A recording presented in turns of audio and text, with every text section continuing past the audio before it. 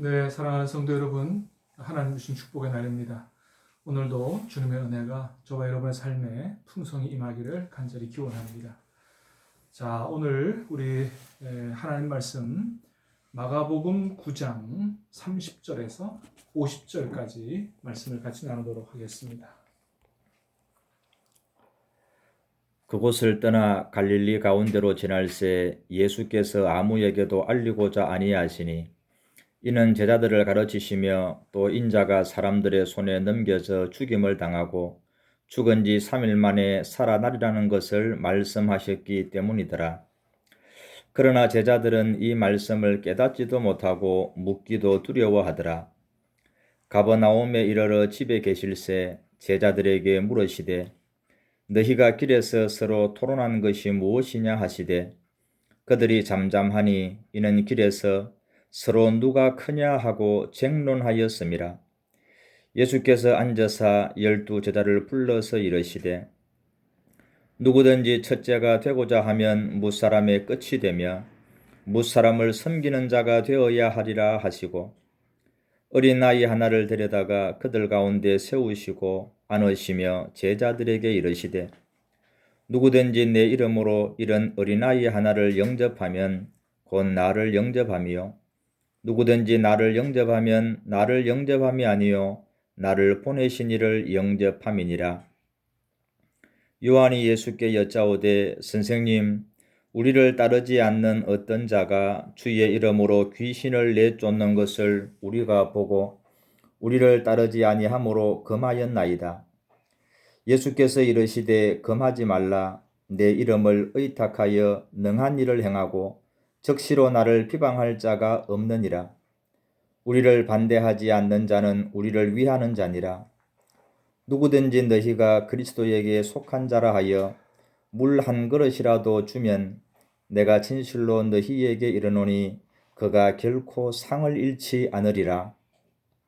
또 누구든지 나를 믿는 이 작은 자들 중 하나라도 실족하게 하면 차라리 연자 맷돌이 그 목에 매여 바다에 던져지는 것이 나으리라.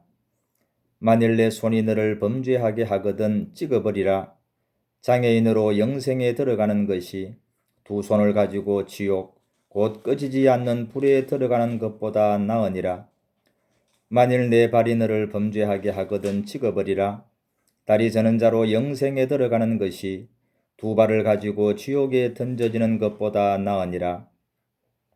만일 내 눈이 너를 범죄하게 하거든 빼버리라. 한 눈으로 하나님의 나라에 들어가는 것이 두 눈을 가지고 지옥에 던져지는 것보다 나으니라. 거기에서는 구더기도 죽지 않고 불도 꺼지지 아니하느니라. 사람마다 불로서 소금 치듯 함을 받으리라. 소금은 좋은 것이로되 만일 소금이 그 맛을 잃으면 무엇으로 이를 짜게 하리요? 너희 속에 소금을 두고 서로 화목하라 하시니라.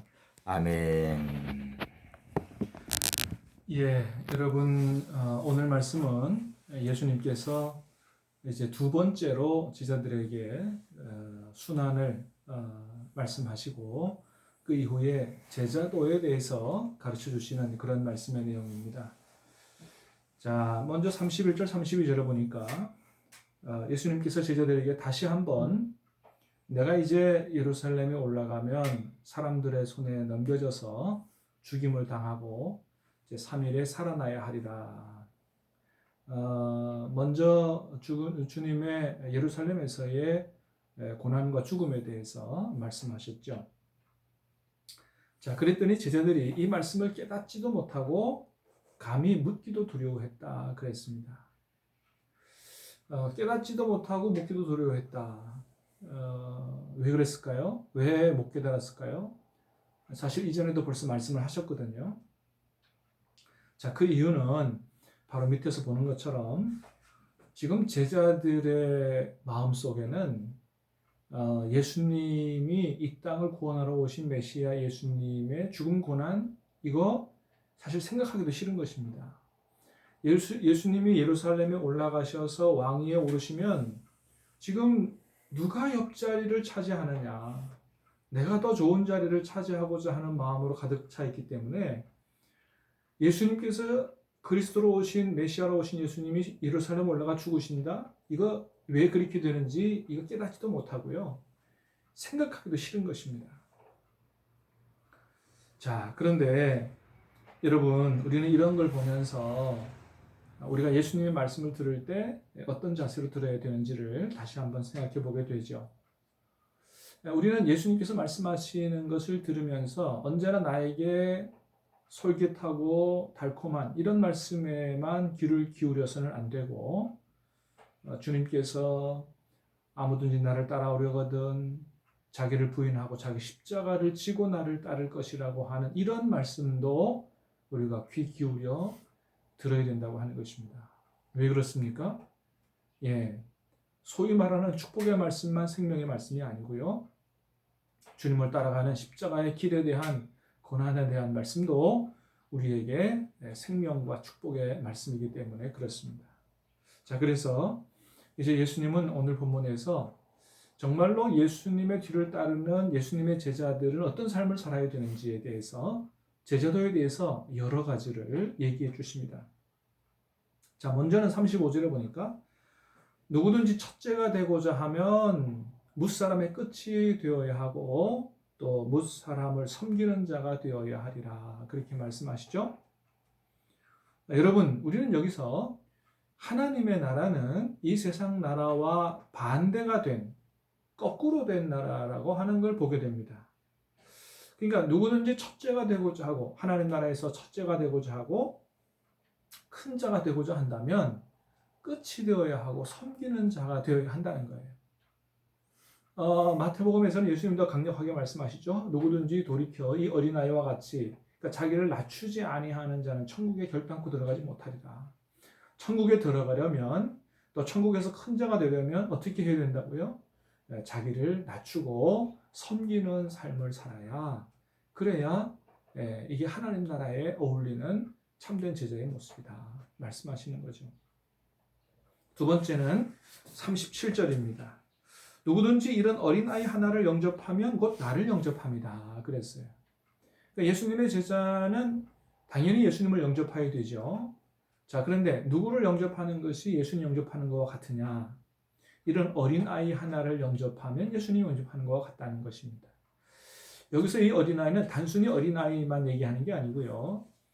그때 당시의 어린아이는 사회적으로 가장 연약하고 힘이 없고 무시당한 사람들입니다. 그런 사람의 대표자이기 때문에 우리가 우리 사회 속에서 사람들이 제일 무시하는 사람, 힘없는 사람, 이런 사람들을 주님의 사랑으로 영접하는 것이고 주님을 영접하는 것이다. 이게 바로 예수님의 제자의 삶의 모습이어야 한다라고 말씀하시는 것이죠. 세 번째는 40절에 말씀하십니다. 우리를 반대하지 않는 자는 우리를 위하는 자니라. 그 앞에 보니까 예수님의 제자 중에 한 사람이 그렇게 얘기하죠. 예수님의 이름으로 귀신 쫓는 것을 누가 그렇게 하던데 우리와 함께 하지 않아서 금했다는 거예요. 예수님 하시는 말씀이 그렇게 하면 안 된다. 우리를 반대하지 않는 자는 우리를 위하는 자다. 다시 말해서 예수님의 제자는 많은 사람을 품을 수 있는 그런 관용과 넓은 마음을 가질 수 있어야 된다. 편가르기 하기보다 진리가 아닌 경우는 우리가 얼마든지 품을 수 있어야 된다. 얘기하는 거죠. 자, 42절 보니까 누구든지 나를 믿는 이 작은 자들 중 하나라도 실족해 하면 차라리 연자 맷돌이 그 목에 매어 바다에 던져짐이 낫다. 예수님을 믿는 이 작은 자들 중 하나라도 실족하게 하면 안 된다는 거죠. 여기서 말하는 이 작은 자들은요, 41절과 연결된 말씀이에요. 41절과 연결된 말씀으로 볼 때 이 작은 자는 예수님의 제자들을 가리킵니다. 예수님의 제자들은 앞에서도 말씀하신 것처럼 낮은 위치에서 다른 사람을 섬기는 이런 삶을 살아야 됐기 때문에 겉으로 볼 때는 아주 작은 자들처럼 비춰질 수가 있습니다.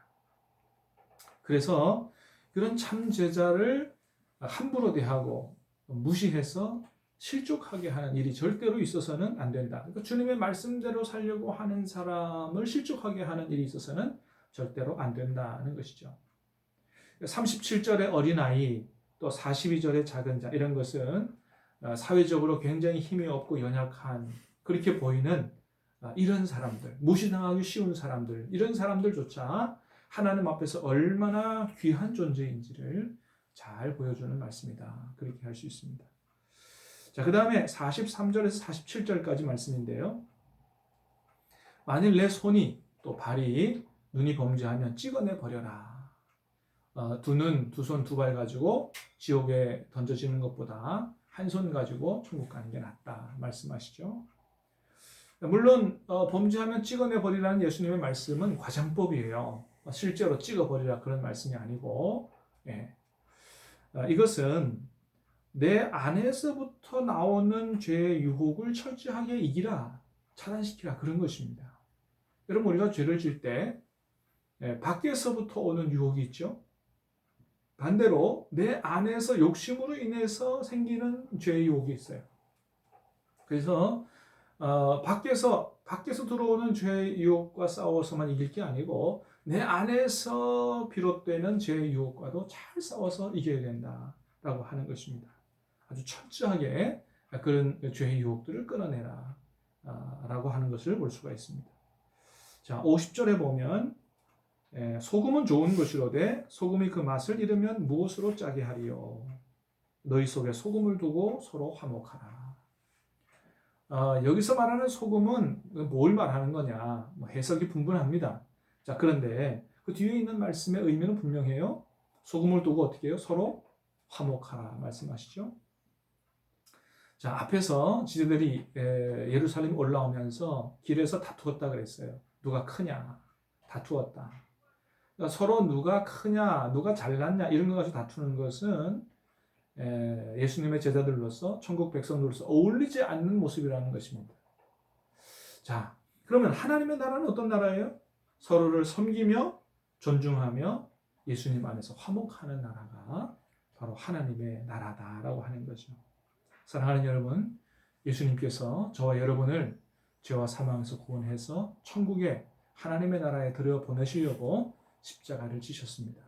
오늘도 우리 십자가를 바라보면서 감사와 찬양과 영광을 돌려드리고, 또한 우리를 예수님의 참 제자로 부르시는 주님의 부르심을 따라서 오늘 말씀 깊이 묵상하고 성령의 능력을 의지해서 주님의 참된 제자로 살아갈 수 있게 되기를 예수님 이름으로 축복합니다. 기도하겠습니다. 은혜로우신 주님, 감사합니다. 죄와 사망으로 죄와 허물로 영 죽을 우리를 살리시려 십자가 지신 주님을 다시 한번 감사하고 찬양합니다. 주님, 오늘 우리에게 말씀하신 예수님의 참 제자가 되는 길이 어떤 길인가를 다시 한번 깊이 생각하게 하시고 우리도 이렇게 살아갈 수 있도록 성령께서 능력을 더하심으로 말미암아 주님의 참된 제자로 하나님께 영광이 되고 세상에는 빛과 소금 되는 그런 삶을 살아갈 수 있도록 우리에게 은혜 베풀어 주시옵소서. 오늘 하루를 전적으로 주님께 의탁하옵고 예수님 이름으로 기도하옵나이다. 아멘.